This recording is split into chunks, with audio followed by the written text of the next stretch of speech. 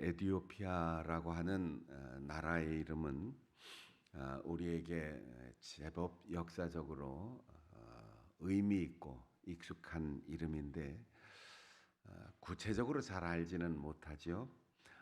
우리 성도들 가운데 이제 한 60 정도 넘으신 분들은 이제 에디오피아 하면 기억할 수 있는 것이 아베베, 그렇죠. 로마 올림픽과 동경 올림픽에서 두 번을 금메달을 딴 마라톤 선수 아베베 기억하실 테고, 우리가 전쟁의 참화를 겪어서 6.25 북한의 남침으로 일어난 6.25 한국 전쟁에서 위기를 당할 때 우리나라의 일개 대대를 파병한 6.25 참전 국가이고, 그 다음에 또 기억할 수 있는 것은 사회주의 정권으로 바뀌기 전에 마지막까지 3,000년을 이어온 전설적인 왕국, 그 마지막 황제인 하일레 셀라시의 황제가 우리나라를 방문한 1968년에 우리나라를 방문해서 저도 중학교 때 그 기념우표를 사려고 줄을 길게 섰던 기억이 납니다. 6.25 때 16개 나라가 우리에게 파병을 했는데, 그 중에 일개 대대를 파병해서 253회의 전투에서 단 한 번도 지지 않은 무적의 부대, 황제의 친위 부대가 우리나라에 파병되었습니다. 하일레 셀라시의 황제는 이 친위대를 직접 보내면서 그들에게 이렇게 얘기했어요. 가거라, 살아 돌아올 생각을 하지 말고 전부 거기에 가서 맹렬히 싸워 죽어라. 만약 멀쩡하게 돌아온다면 나의 황제의 이름으로 절대 용서치 않으리라. 너희의 죽음의 대가로 저들에게 자유라는 것을 꼭 안겨주어라. 우리 민족이 과거 이탈리아인들에게 당한 고통을 말하지 않아도 그 고통은 뼛속까지 너희들이 알고 있을 것이다. 그렇다. 짐도 너희도 모두 다 잘 알고 있다. 그러면서도 그 나라의 고난을 모른 척한다면 침략자들보다 못한 더러운 위선자일 뿐이다. 어느 나라의 최고 군 통수권자가 자기 군인들을 보내면서 죽어라 이렇게 보낸 역사가 있습니까? 정말 그들은 용감하게 싸웠고 한 번도 패하지 않고 6.25 전쟁에 승전사를 남겼고, 그들은 죽은 사람과 부상병 그리고 생환한 몇 사람이 있을 뿐 포로는 단 한 사람도 없었습니다. 고통의 역사는 겪어본 사람이 그 고통을 공감하고 더 많이 동정하는 것 같습니다. 최근 우크라이나에서 전쟁이 일어났을 때 그들을 가장 적극적으로 돕는 나라 중 하나, 몰도바는 유럽의 제일 가난한 나라인데 제일 열심히 구호소를 마련해서 자기들보다 훨씬 더 잘 살던 우크라이나 난민들을 보살펴 주고 있습니다. 1974년에 이 나라가 이제 왕정이 끝나고 하일레 셀라시아 황제가 폐위를 당했는데, 이렇게 이디오피아의 긴 역사를 이야기하는 까닭은 우리가 사도행전 8장을 읽을 때 궁금한 게 있는 거예요. 에디오피아에서 예루살렘에 예배 드리러 왔던 이 나라 여왕의 국고를 맡은 내시, 경제부총리나 아니면 한국은행 총재, 이런 직급을 가진 여왕의 최측근이 예루살렘에 예배를 드리러 왜 왔을까? 아프리카의 검은 사람이. 그리고 예배를 드리고 돌아가면서 그저 외교적인 의전이라면 수레를 타고 쿨쿨 잠자고 갈 피곤할 시간일 텐데 왜 성경을 읽으면서 가고 있었을까?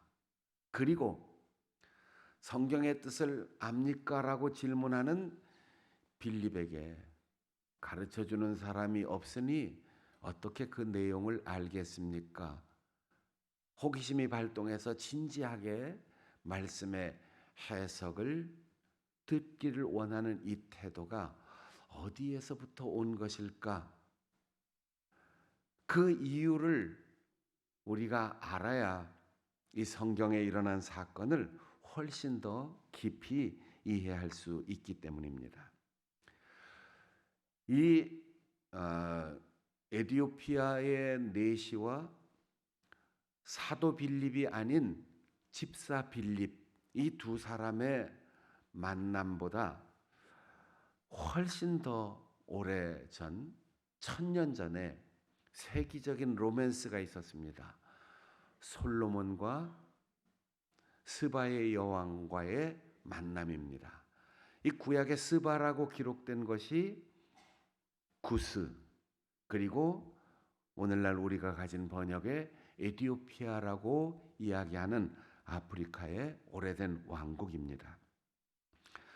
우리가 전설처럼 신화처럼 그렇게 솔로몬과 스바 여왕의 만남을 종종 이야기하고 또 소설이나 영화의 주제가 되기도 하는데, 그 여왕이 솔로몬의 명성을 듣고 수많은 재물과 보물을 가지고 신하들을 거느리고 예루살렘을 방문했습니다.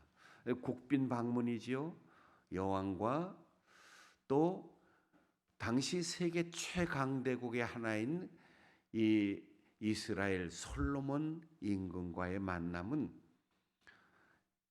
그 사건 이후 3000년이 지난 지금까지도 문학의 주제가 되고 세계 많은 사람들의 관심거리가 되는데, 여기에 와서 거의 1년 가까이 이 스바의 여왕이 예루살렘에 체류를 했다고 합니다. 그래서 이 긴 장기 체류 기간 동안 왕과 왕의 관계가 아닌 연인으로서의 관계로 발전하여서 솔로몬과 이 스바의 여왕이 사랑을 하게 되고, 돌아갈 때쯤 이 둘 사이에는 사건이 생겼어요. 그리고 스바의 여왕은 돌아가는 귀국 일정에 출산을 하여서 왕자를 낳았습니다. 돌아가는 이 여왕에게 솔로몬은 자신의 정표로 반지를 빼주었습니다. 그리고 언젠가 왕자를 낳게 된다면 반드시 나를 만나러 오도록 이 반지를 끼워서 보내주십시오. 그로부터 22년의 세월이 흘러 이 왕자가 아주 멋진 청년으로 장성했을 때, 너는 이스라엘의 솔로몬의 아들이다. 솔로몬의 왕자다. 그렇게 해서 반지를 끼워 다시 아버지를 만나러 이 왕자를 보냈습니다. 모르긴 해도 솔로몬이 사랑만 주고 그리고 보물만 주고 정만 주었던 것이 아닐 거예요. 이 모든 권력과 영화와 우리가 누리는 평화가 하나님이 주신 은혜라라는 사실을 그에게 전했을 것입니다. 그리고 이 왕자가 예루살렘을 방문했을 때 일대 소동이 일어났어요. 어쩌면 우리 솔로몬 임금님의 청년 시절이 똑같이 보이는 청년 왕자가 왔다.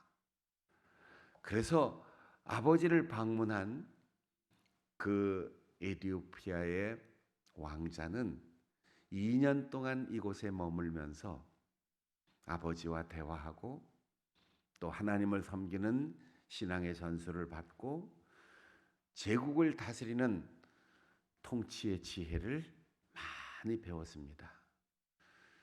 그리고 이제 솔로몬이 그 아들에게 가지 말고 여기서 머물러 있다가 내 아들로서 이 나라를 이어받아 다스리면 어떻겠느냐 제안했지만 왕자는 어머니께로 돌아가겠습니다.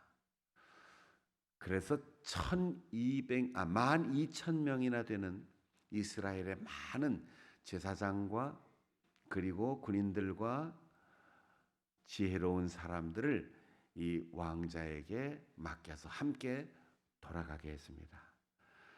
그래서 전 세계에 예루살렘 성전 말고 딱 하나 해외에 성전이 건축된 일이 있는데 이집트 쪽에 엘레판틴 성전이라고 하는 유대인들의 집단 거주지와 성전이 아프리카에 발견되기도 하였습니다. 왕자가 떠난 후에 여러 날 만에 솔로몬 임금에게 보고가 올라갔습니다. 성전 지성소에 보관되어 있던 언약궤가 사라졌습니다.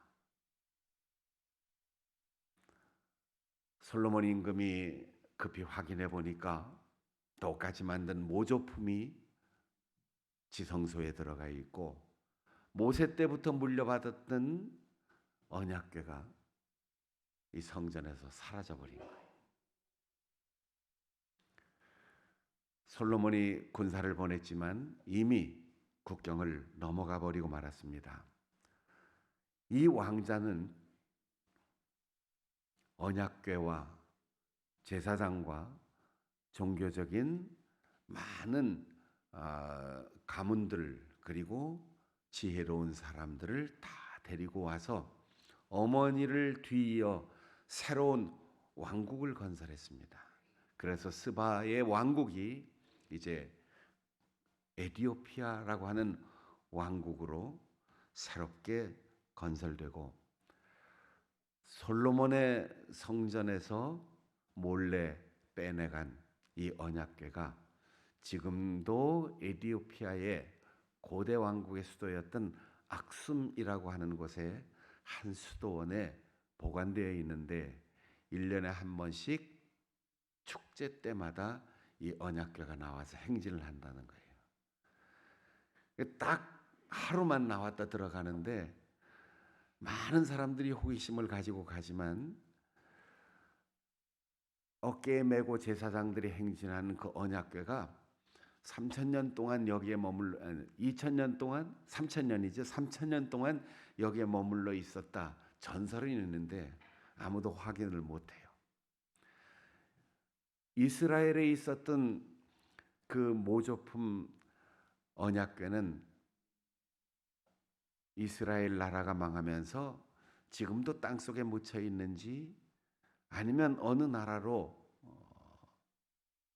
밀반출이 되었는지 지금도 영화 레이더스 혹은 일본의 신사에 보관되어 있다. 갖가지 전설을 계속 나오면서 그 행방을 호사가들이 쫓고 있습니다. 지금도 아프리카에서 이 에티오피아만 25만 명이나 되고 2만 개의 교회가 있는 이 에티오피아 특유의 기독교가 이어 내려오고 있는데 에티오피아 사람들은 말합니다. 자기들이 솔로몬의 후예라는 거죠. 그리고 그 황제가 3,000년 동안이나 하일레 셀라시아 황제까지 그 왕권을 이어왔다고 말합니다. 이렇게 길게 설명한 이유가 뭐겠습니까? 지금부터 1,000년 전에 에티오피아 내시가 와서 성경을 읽고 예배하고 빌립과 만나서 복음의 진수인 어린 양 예수 그리스도를 알고 여기에서 세례를 받고 돌아가서 구약의 율법을 통하여 하나님을 알던 자기 민족에게 예수 그리스도를 소개하여 오늘날까지 서방에서 전해진 기독교가 아닌 에티오피아 고유의 기독교 역사가 이어오고 있다는 사실을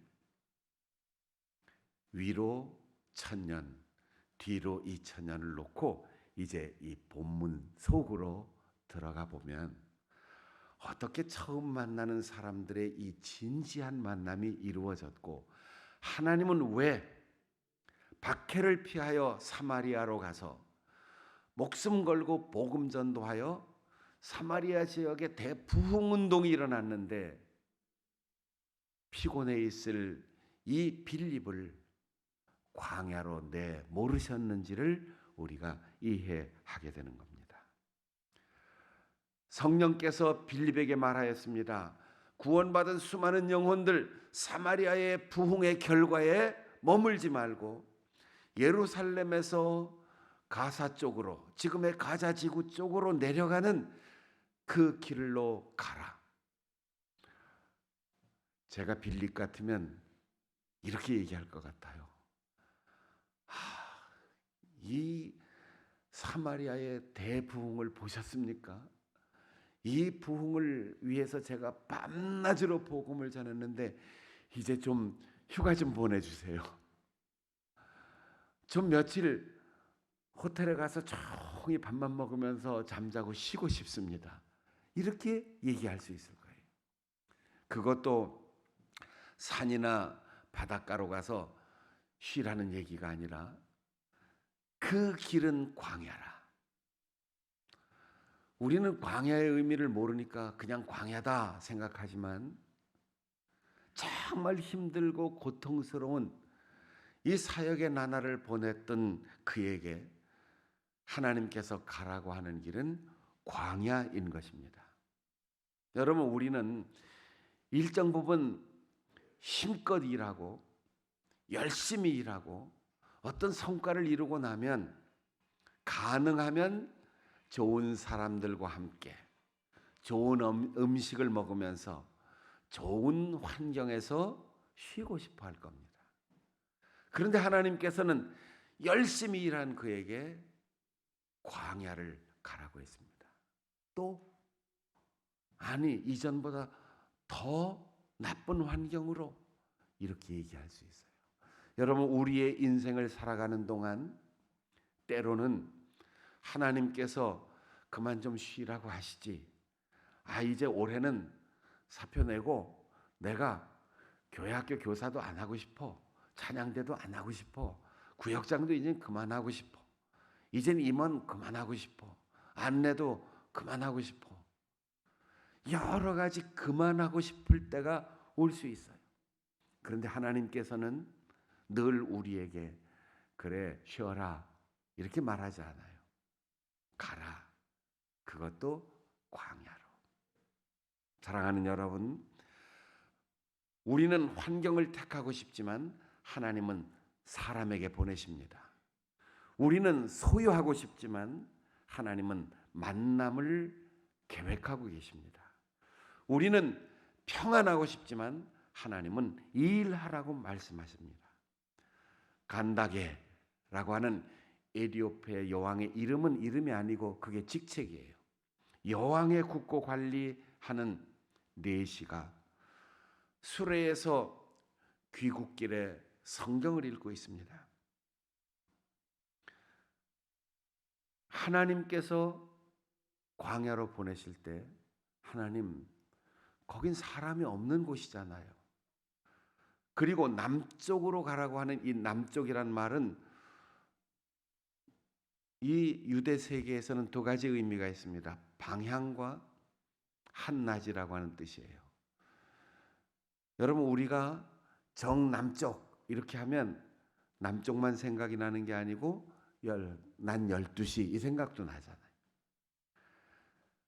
제일 뜨거운 한낮, 남쪽을 향하여 가는 것은 참 힘든 여정이었을 것입니다. 제가 남산에 산책하러 올라가면 항상 북쪽 길을 선택합니다. 왜냐하면 그늘이 있기 때문에 힘들지 않아요. 그런데 남쪽 길을 가면 운동도 하고 뜨거워요. 그래서 북쪽 산책길을 선택하는데 하나님은 빌립에게 남쪽으로 가라. 그것도 낮 12시에. 그것도 광야로 가라고 했습니다. 우리말 성경에는 직설적으로 번역이 안 되어 있는데 가서 보니 이렇게 되어 있어요. 근데 헬라어 성경에는 들어가서 보라. 그러니 보라. 마음속에는 왜 이 뜨거운 한낮에, 왜 광야로, 쉬고 싶은데 사람도 없는 광야로 보내시나 하는 이 의문이 가슴속에 부글부글 끓어오르고 있는 빌립이 광야로 가니까 보라, 거기에 사람이 있었다. 보라, 거기에 만남이 있었다. 보라, 거기에 성경을 읽고 있는 사람이 있더라. 보라, 거기에 할 일이 있다. 보라, 거기에 한 사람이 온전히 예수 그리스도를 만나 구원받는 사건이 일어난다. 얼마나 감격스러웠든지 헬라어 성경에 카이 이두라고, 그러니 보라. 여러분, 하나님께서 우리를 광야로 보내실 때, 하나님께서 우리에게 일 위에 또 일을 얹어주실 때, 내가 원하는 상태가 아닌 다른 환경이 닥쳐올 때, 그때 순종하는 사람은 볼 수 있어요. 보라, 하나님의 명령을 받아들이고 수용하고 순종하니까 그 사람을 만났다. 그 일이 벌어졌다. 하나님께서 기뻐하실 일을 내가 길 가면서도 이룰 수 있었다.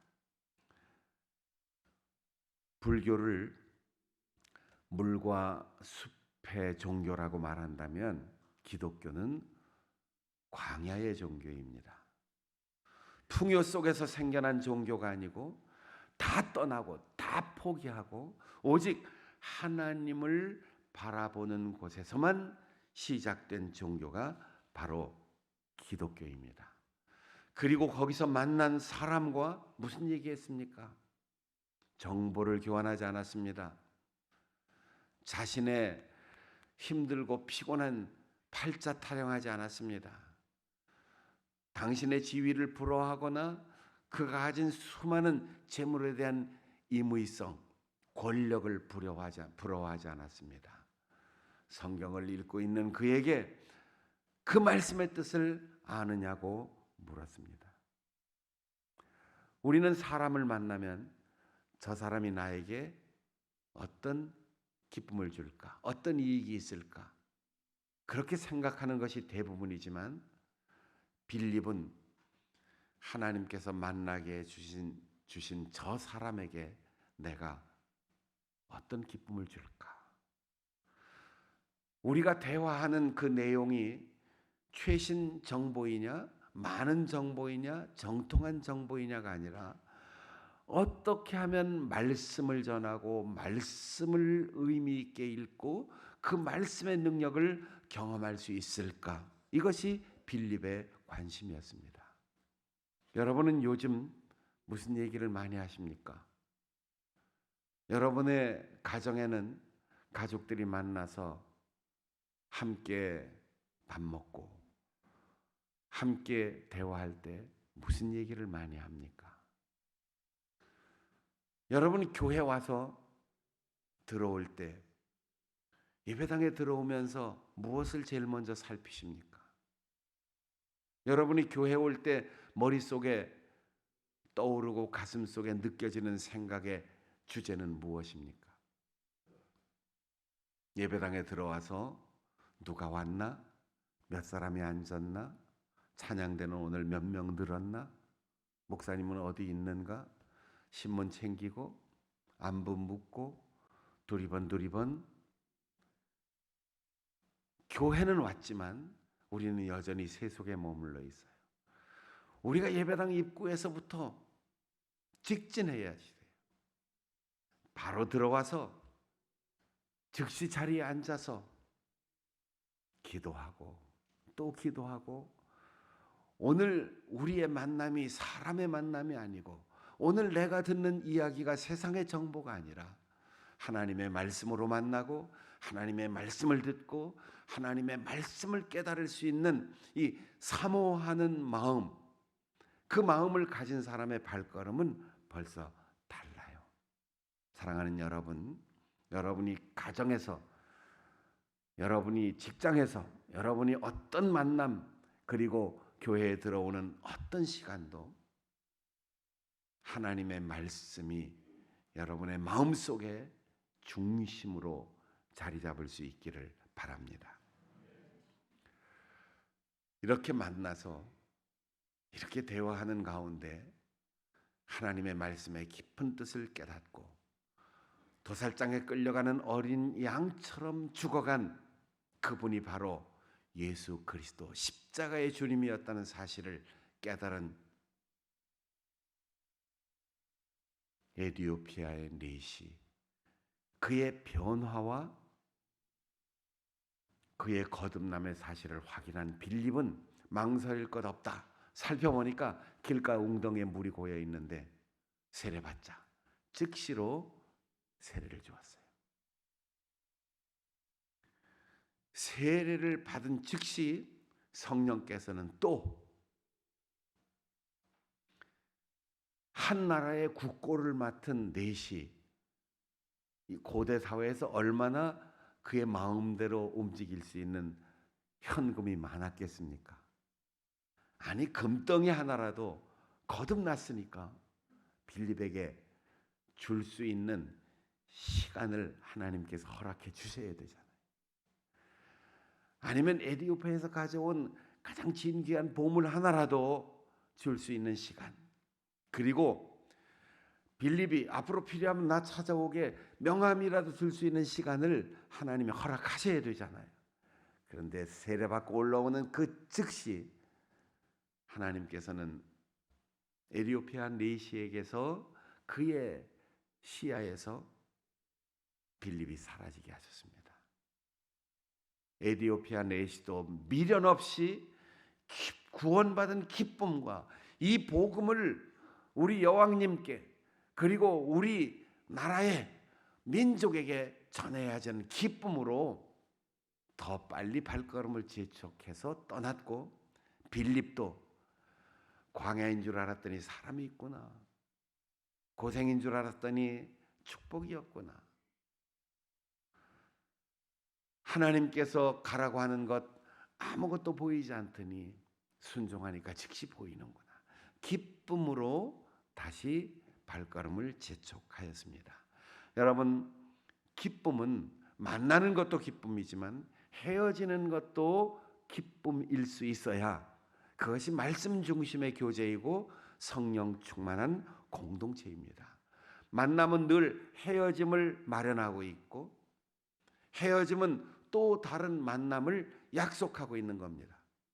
사랑하는 여러분, 우리에게 일어난 일을 나 중심으로 이기심으로 생각하면 만나는 건 두렵고 헤어지는 것은 서글퍼요.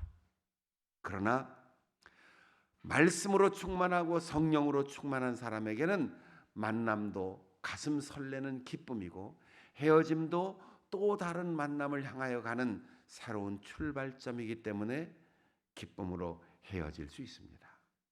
여러분 모두가 매일 짧은 만남, 짧은 헤어짐, 그리고 인생을 살아가는 동안 긴 만남, 그리고 긴 헤어짐, 이런 만남과 헤어짐의 시간과 장소 때문에 마음 아파하지 말고 하나님께서 만나게 해주시고 하나님께서 헤어지게 해주시는 그 은총의 시간과 장소, 하나님의 섭리의 선상에서 환경의 변화와 관계없이 늘 기쁘게 발걸음을 옮길 수 있는 우리 성도들이 되시기를 바랍니다. 우리의 가정, 우리의 인간관계, 우리의 신앙생활, 언제나 하나님은 우리에게 광야로 가라고 하시지만 그 광야는 사람과는 헤어지지만 하나님과 또 다른 깊은 만남, 환경은 불리한 것 같지만 더 복된 미래를 열어주시는 하나님의 섭리인 것을 믿고 기꺼이 광야로 보내시는 하나님 앞에 순종함으로 내가 가는 곳마다 좋은 만남, 하나님이 주시는 기쁨이 끊임없이 이어지는 우리 성도들의 삶이 될 수 있기를 바랍니다. 우리 자막을 보면서